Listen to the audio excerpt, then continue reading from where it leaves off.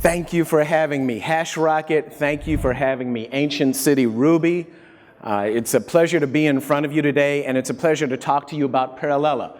That's Parallella.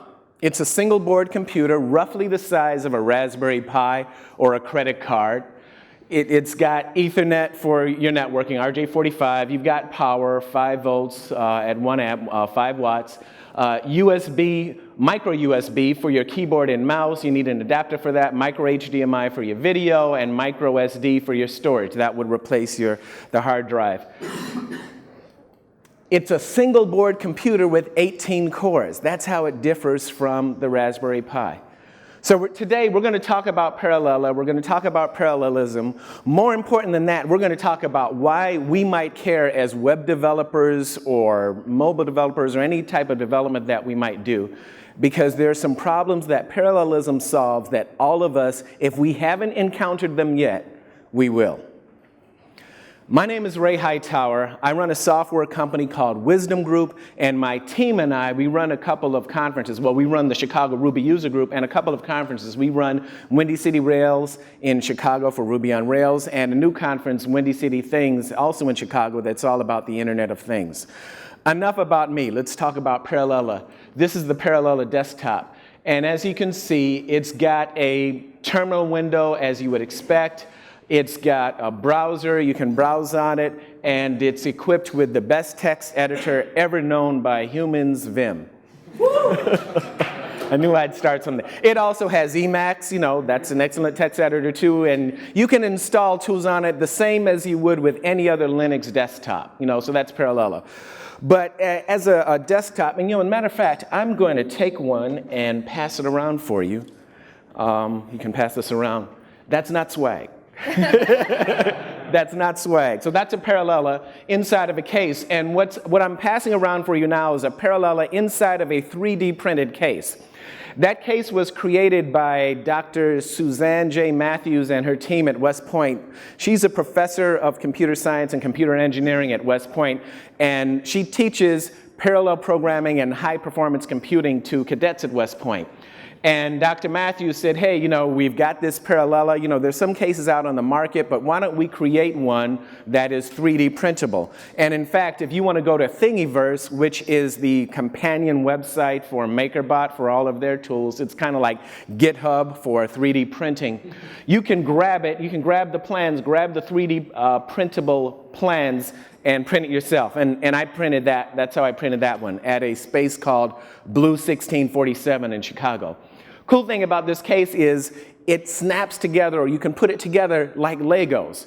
So when you decide that 18 cores on your Parallella is insufficient for whatever app you're running, and you decide you want to build a cluster, a Beowulf cluster, you can put them together and have some cool cable management and cool board management, and I like that. That is the best case that I've seen out there for Parallella so far. Available at Thingiverse. So why? Why do we care about parallelism? More important, or more specifically, what can we do now with parallelism that we could not do before? And how do we show that difference visually? And these questions are important because all of us have somebody that we answer to. Even if you own a company, you have clients you have to answer to. And if you don't have clients you have to answer to, you have your own checkbook and your own bank account to answer to, right? You've got to produce some type of return on investment. So what can we do now that we could not do before? Or summing it up, parallel, so what? Well, the big reason is Moore's Law, or rather the end of Moore's Law. And I think, Paulo, you had this chart up yesterday too, right? This is Moore's Law plotted graphically, and everyone in this room knows what Moore's Law is. It's the observation that we will double the number of transistors on a wafer of silicon every 18 months or so, right? And Moore's Law is the reason why we see this ramp up. In fact, this is a logarithmic chart. If this was a linear chart, that line would be through this roof. So it's a logarithmic chart, and just incredible the number of transistors we're able to put together on a wafer of silicon for our devices. Visually, this is what that means. The functionality in all of the devices in the top photograph is included in the single smartphone in the bottom photograph. And all of you know that that functionality, it's not just cloned in that bottom device, it's actually better. You have higher resolution photographs, you store more songs than you ever could on a Sony Walkman, right? And that's all because of Moore's law and cramming those transistors together. The drawback, though, is that Moore's law is running out. The party is almost over. And we need to come up with another way or other ways to extract performance from our silicon. One way to do that is parallelism. And one way to learn about parallelism is through this device, Parallella. It's something that we're using to experiment with it. And so what's parallelism about? Parallelism has been around for a while. In fact, Grace Hopper, this is Admiral Hopper with a COBOL manual, right? I don't think there's parallelism with COBOL. Maybe you could do something there, right? But I won't read the quote to you. You've already read it. But the bottom line is with parallelism, instead of trying to grow a bigger ox, we hook several oxen together, and that's how we increase our performance. When I first began exploring parallelism, you know, I bought the Parallella. I was telling everybody, yeah, I'm off to explore concurrency and parallelism. One of the things that I learned early on is that concurrency and parallelism are not the same thing. In fact, if you would like to see a really good talk about this, check out Rob Pike's talk. The link to it is in the slides. The slides are up, by the way, on my blog at rayhightower.com.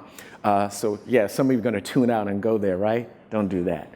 But if you want to see the talk where Rob Pike is one of the creators of the Go programming language, and he goes through in detail the difference between parallelism and concurrency.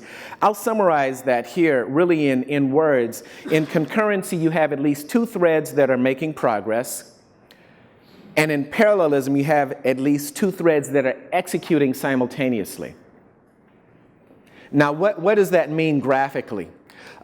Take yourself back to the days of the early personal computers when you had one processor. You know, silicon was really expensive, right? When you had one processor managing multiple tasks. And say in this example, you were managing keyboard, mouse, and disk. With concurrency, if you have one processor, it can only do one thing at a time. So what it does is it bounces between them very quickly. I guess in the Windows environment, every 20 milliseconds, it would do a task switch from one task to another. And it would bounce between them very quickly. And because we as humans can't perceive that 20 millisecond switch, it looks like everything's happening at the same time. But with parallelism, we've got three separate processors or three separate cores, each handling something, each handling a task. And so if you stop time at any point, you see that you have multiple things running at once. So that's the difference between parallelism and concurrency. And Rob Pike's video goes into that in more detail and with deeper examples. Another issue with supercomputers or parallel computers or high-performance computers is energy, watts. Electricity costs money. And one of the things that hardware engineers do when they are doing the calculations to figure out what's the budget going to be for this massively parallel system when we put it in, they figure that 1 watt of energy, 1 watt of electricity used over the course of the year will cost about $1. So that's their rule of thumb. So, you know, if you need 1,000,000 watts, it's $1 million over the course of the year. And, you know, why is that important? Well, if you look at top500.org, which lists the fastest supercomputers on the planet, here are the top 3.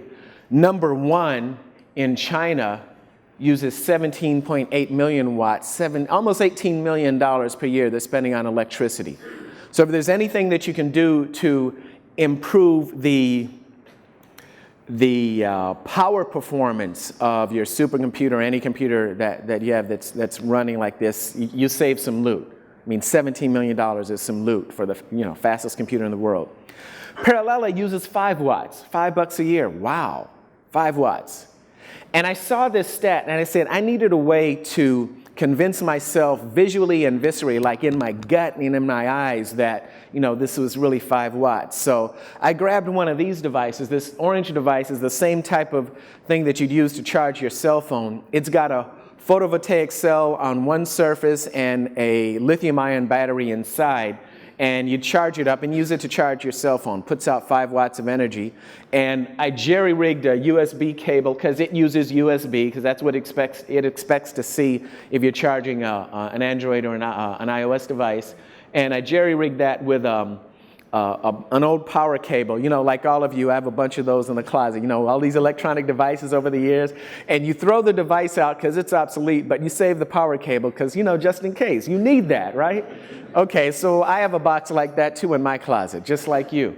So you jerry-rig that, and exactly how you solder that together, I have that on the blog too. And it doesn't take much time, just quick soldering, and boom, it works. So yeah, you really can power the Parallella with 5 watts, including the energy required for a fan. Parallella throws off a lot of heat. I mean, so you either need a fan or a heat sink. The version of Parallella that they're shipping now does come with a heat sink that you can glue to the top of the hottest chips on the board. I tossed around a few terms earlier. We're getting into the computer architecture portion of the talk. I tossed around a few terms, RISC and ARM. Let's talk about RISC. Many of you in this room already know what RISC is. RISC is the 80-20 rule applied to computer architecture. Computer engineers observed in the early days of computing that 20% of our instructions were executed 80% of the time. And since we're using that 20% of instructions a whole lot, it makes sense to optimize for that 20% set of instructions. And then we build on top of those for the remainder, the remaining instructions. And that architecture paradigm is called RISC, Reduced Instruction Set Computing. You have a smaller instruction set as a result. ARM is a proprietary RISC technology put together by a company called ARM Holdings in the UK. Anytime you see an ARM chip, it's based on intellectual property created by ARM Holdings. And the definition of the ARM acronym has evolved over time. It was Acorn RISC Machine, then it was Advanced RISC Machine, and I think in some respects it's really not an acronym but a backronym. You know, you have the acronym and then you come up with a definition for it afterwards. But anytime you see an ARM chip, it's based on intellectual property from that company in the UK, ARM Holdings. Inside Parallella, I mentioned that you have 2 ARM cores and you have 16 RISC cores. Your 16 RISC cores are on the single Epiphany chip. Epiphany is the secret sauce of the Parallella.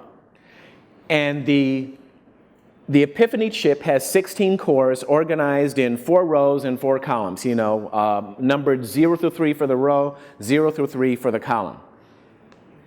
The address bus that you use to specify what core you're going to use for your calculations or for whatever program you're running on this, that address bus is 12 bits wide, 6 bits for the row and 6 bits for the column. And you may be thinking, well, you know, Ray, if you only have 4 rows and 4 columns, you can do that with 2 bits for the row and 2 bits for the column. Yeah, but what they're doing is they're thinking ahead. 6 bits for the row, 6 bits for the column. They're thinking ahead to a day when they will have 2 to the 6 power rows, 2 to the 6 power columns, 64 rows, 64 columns, 4,096 cores on a single board computer. Oh my goodness, wouldn't that be cool, right? Wow, all of you are like, your eyes are big. That's beautiful. That's, again, my eyes are big too, right? So let's play around with this. Let's do something useful with Parallella. We're going to do a head-to-head contest between the Parallella and a Mac running OS X. We're going to look for all of the primes between 0 and 16 million, and as a benchmark, we're going to run this test in serial on the Parallella. Here's the code. It's in C. It's in my GitHub repo, and you know what? More important, everything about Parallella is open source. If you go to github.com/Parallella, you'll find all the source code for, you know, the examples that I'm sharing here and a bunch of other examples, you know, all written in C, and then there's some Python examples also. So this is the code that we're going to be running to look for those prime numbers, and let's run it. And as I said, we're running this in serial on the Parallella. We're just using one of the ARM cores on the Parallella. And what it's doing is every 100,000, it's printing out just to let us know that it's alive. And it's going through and finding the prime numbers. And I'm not going to run through all of this here because it takes a little bit of time to run this in serial on the Parallella. And at the end, you'll see how long it takes, because we want to compare serial in the Parallella versus serial on the Mac versus parallel on the Parallella. It took 237 seconds, just under 4 minutes. And it found 1 million primes, 1,031,130 primes. Let's run the same program in serial on the Mac. Mac OS X, written in C, C's portable. Boom. So here we go. We build it, we run it, and it is visibly faster. Same program, every 100,000, it's printing out where it is in finding the primes. And you kind of expect a Mac to be faster, because, $2,000 MacBook Pro versus $150 Parallella, it better be, right? So 14 seconds, 4 minutes versus 14 seconds. Now let's check out Parallella. And in order to run this in parallel on the Parallella, we have to include a library. This at the very top, include e-hal.h. That's the Epiphany hardware abstraction library. That's the library that allows us to address the Epiphany cores in C. And let's watch it build and run. Whoa, much faster. Let me tell you what you're looking at here.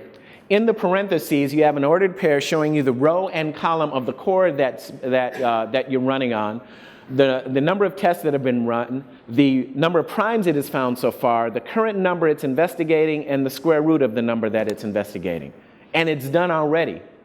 And it did that in 18.6 seconds in parallel on the Parallella. So if we summarize our results, the Parallella for this problem in parallel is comparable to a Mac, a $150 single board computer comparable to a Mac. Of course, this is an example of what is referred to by parallel programmers and engineers who study this as an embarrassingly parallel problem or an embarrassingly parallel program. It's the type of problem where there are very few dependencies in the code between different parts of the code. And so you can break it up into bite-sized pieces and you can get this type of performance. And you can totally exploit parallelism and do that. Another example where you can totally exploit parallelism is when you're calculating the Mandelbrot set.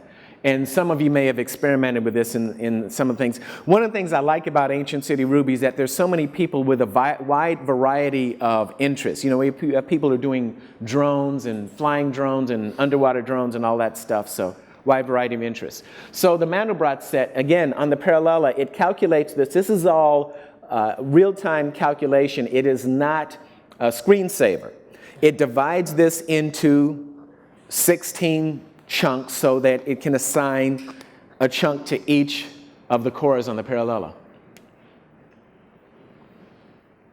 So why do we care about this? This, Mandelbrot sets, it's something that it's cool to play with, but what are some practical applications for parallelism?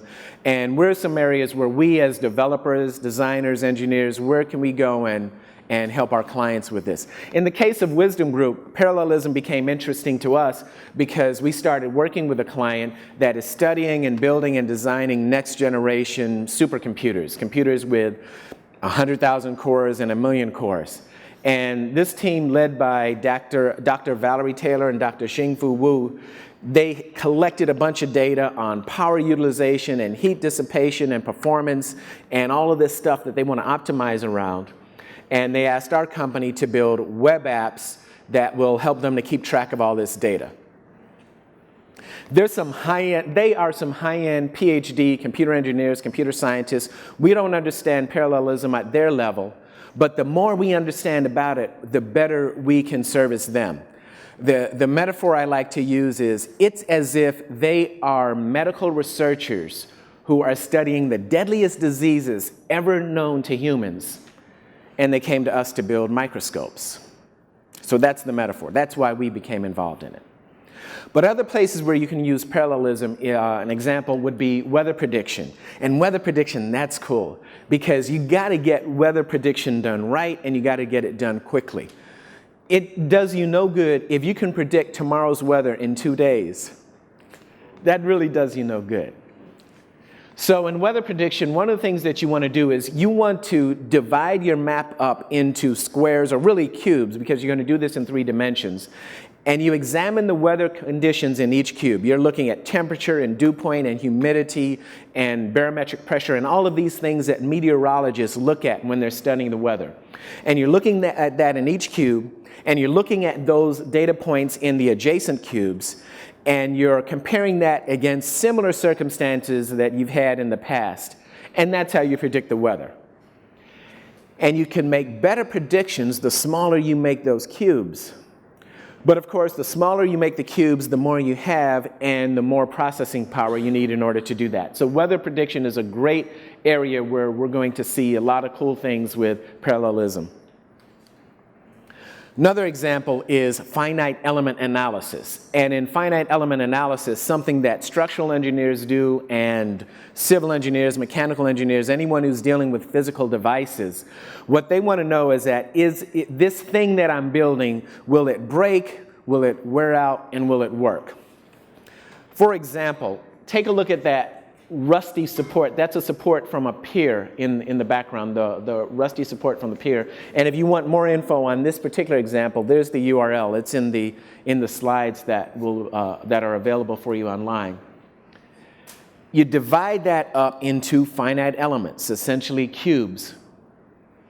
And you take a look at each element in isolation. You do, Newton's law, the vector sum of the forces equals the vector sum of the acceleration times the mass.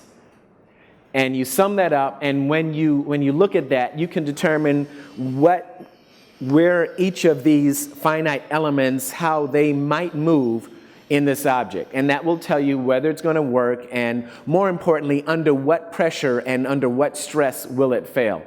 Because everything's going to fail under some amount of stress. You just want to know under what pressure and under what stress it will fail. So how does Ruby and how do some of the other high-level languages fit in? Well, here's a quick example of a Ruby program running on Parallella. And this is just something simple with WebSockets. It's using Sinatra. And all we're doing is, it's a simple chat app. And so you can run Rails on Parallella, you can run Ruby on Parallella. I happen to do this in Sinatra just so for simplicity, and this is in the GitHub repo. But imagine, at the front end, you have your web interface, because the web is just a great interface for our users. Our users all know how to use that. And on the back end, you have your things going on in Parallella. Your weather prediction could happen that way. Your meteorologists could have their web interface that they interact with, and their weather prediction could be happening in the back end in parallel, because it's fast. Now, something I haven't talked about much in the talks about Parallella until now is another feature of Parallella is the field programmable gate array. There are a bunch of gates on this single board computer. And gates, Paula did a real good job of talking about gates yesterday. They're just ways to implement Boolean logic, and, or, not, exclusive or, negation, all of those. And these are the symbols for the gates. And NAND, of course, with a NAND gate, you can implement any other Boolean function out there, and there's the truth table for it. Well, on the Parallella, you have thousands of gates in the form of this field programmable gate array. And it's so powerful, in fact, Parallella comes in 2 versions. There's what they call a headless server version and a headed version, you could call it, that includes the HDMI and the USB. The headless version does not have HDMI or USB. You would just SSH into it. The headed version is the one that you would hook your monitor and your keyboard and mouse to. But to implement the HDMI in the headed version, Parallella uses its own field programmable gate array. It uses its own FPGA. And if you decide to go with the headless version, that means you have a whole lot more gates in your FPGA available for whatever application you want to build on that. And FPGAs implement logic very fast. If you want to program that, you can grab, there's a free version of the Vivado software from Xilinx, the maker of the FPGA, and you can download that, install it. This is what it looks like. Looks kind of like Eclipse or Xcode. It's an IDE that you can use to reconfigure the gates in the FPGA. And there are a bunch of uses for FPGAs. You know, in finance, traders always want to be faster than the other traders that are out there.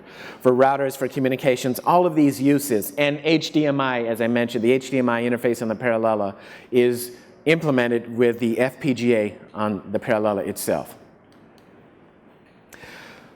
Parallella, when I first began investigating it, I was thinking, wow, it would be really cool to have this as a supercomputer. I don't think of it so much as a supercomputer as more of a device that would be very useful for embedded systems. And they make it easy for you to do that. For example, there's an add-on board for the Parallella. Directly beneath, you see the Parallella on top with the heatsink. Directly beneath is a board called a Porcupine. Here's it at another angle. And the Porcupine board has a slot that will accommodate, if you look really closely, it will accommodate a Raspberry Pi camera.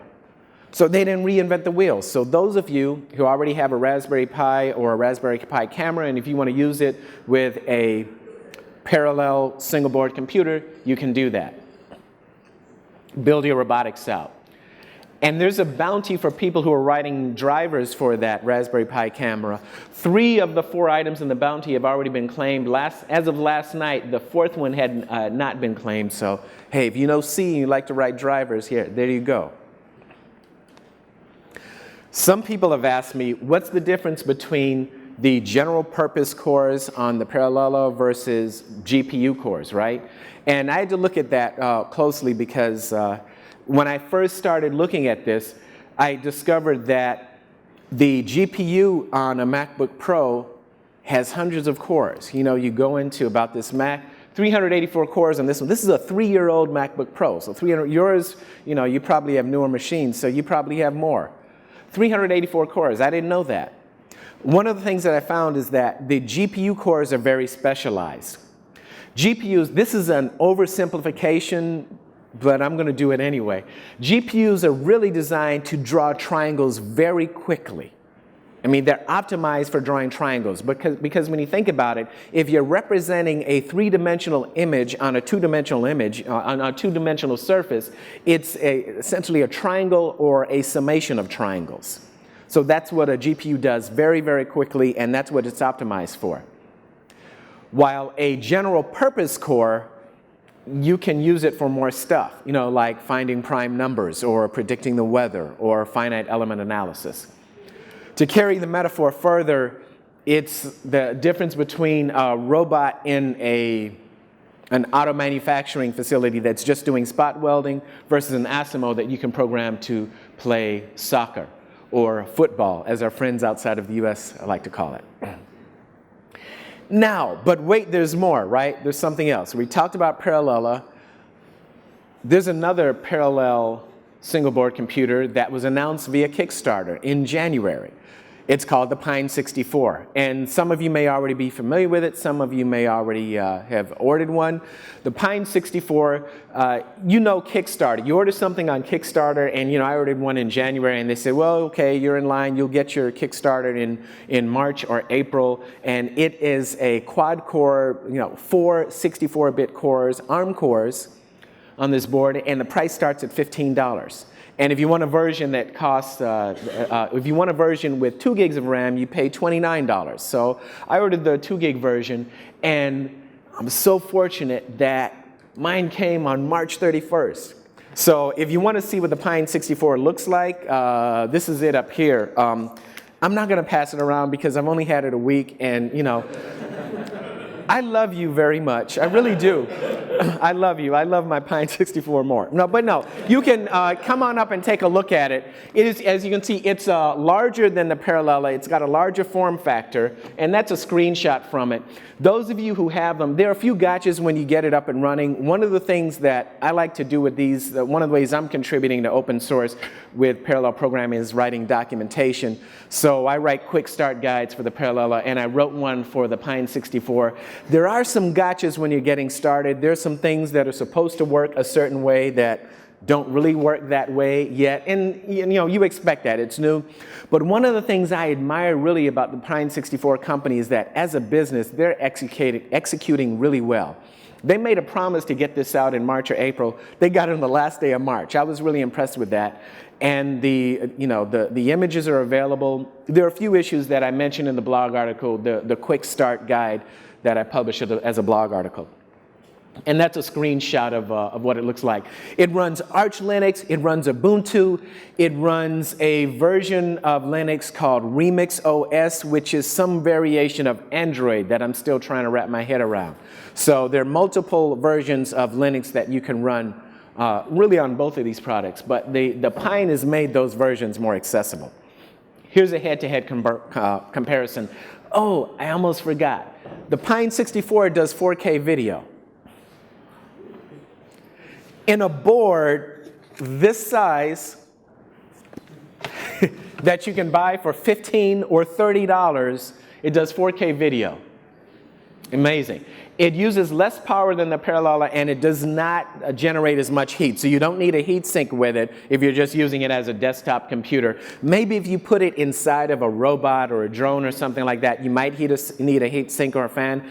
I suppose it would depend on the configuration of the device that you're building. If I was to choose one or the other, it really depends. There's not a clear-cut, hey, absolutely use Parallella, absolutely use Pine. It depends. Price is a factor, and Parallella is much more expensive. I think the Pine team, they may have done a better job of negotiating with suppliers and that type of thing. That's my perception. They seem to have a more solid business model in the way they're executing. But the Parallella, I really like what their engineering team has done in that it's got 16 cores on the Epiphany chip now, and they're planning already for over 4,000. So that's really cool. So that's a head-to-head comparison. Which is better? Really, it depends on your design goals of the system that you're building. So we're coming to the end of the talk right now. Here's another photograph of Parallella. As I mentioned, it is a single board computer. You see it. It's being passed around. Well, it was being passed around. Oh, it's over there. Okay, good. Cool. Cool device. If you want to learn parallelism, I'd encourage everybody to start exploring it because we need to come up with ways to extract more power out of our silicon, and parallelism is one of them. Thank you for listening.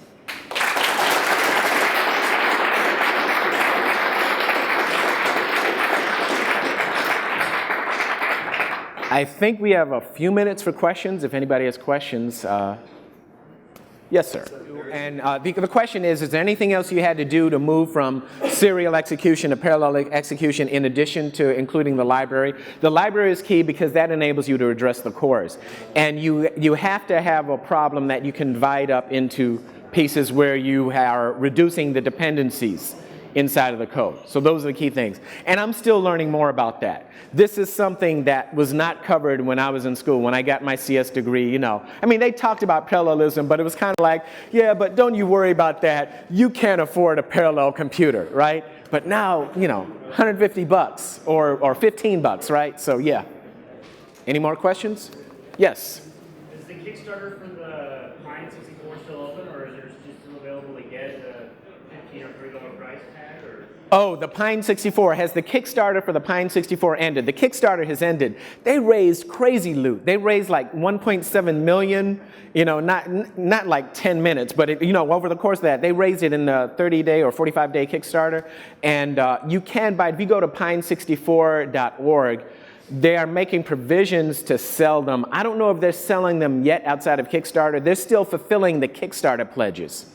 And it's crazy. This is, side note a little bit about open source. Who was it who talked about being nice? One of our presenters talked about being nice to maintainers of open source code. I have it in my notes. Somebody could talk. Ben, yeah, Ben Lovell mentioned that, yes. Got to be nice to the people at Pine 64 also, because some people are yelling, hey, where's my Pine 64? You know, I've been waiting for 30 days. And like, you're paying $15 for a 64-bit quad-core single-board computer. You know, chill, right? They are doing a very good job of delivering them. So I don't think it would be very long before they have general availability. They did really good, from what I can see, they did a really good job of negotiating with suppliers in terms of their whole supply chain and prices and all of that. So I don't think it will be long. But if you go to the website, you'll find it there. Yeah. You're probably there right now. You're not listening to me. He didn't even listen to the answer to the question. He's on the website. Yes, sir. Are you familiar with the NVIDIA Tegra? Yes, I've heard. Am I familiar with the NVIDIA Tegra, right? Yes. Oh, that's an easy question. And go ahead. So like spec-wise, how does that, because I don't remember the specs of the Tegra off the top of my head, but how does that compare to Yeah, the NVIDIA Tegra, that is, it uses a GPU, right? That's based on NVIDIA GPU, okay. I haven't played with that yet. I looked at the price. I think the units that I would get for that were like $400 or $500, somewhere in there. And in order to cost justify that myself, I need to have some return on investment somewhere. That's the way I look at that. Otherwise, I'll tell you bluntly, this is a sickness for me. I'd buy all of this stuff if I had infinite money, because I love to play with it. But I have not played with that personally myself, so I can't tell you from personal experience. But there are people who are writing articles comparing them head to head. One person who's doing that he's going to be speaking at Windy City Things. Brad Larson is his name. He's a professor at University of Wisconsin-Madison, and he's studying all. This is a guy who's running Swift on Ubuntu, right? And he's looking at GPUs and parallel systems and using them for machine vision and that type of thing. So he'll be at Windy City Things. If you're not at Windy City Things, the videos, we'll make the videos available for free afterwards. So you'll hear his talk there. Thank you very much for listening. And if you want to see the Pine is up here.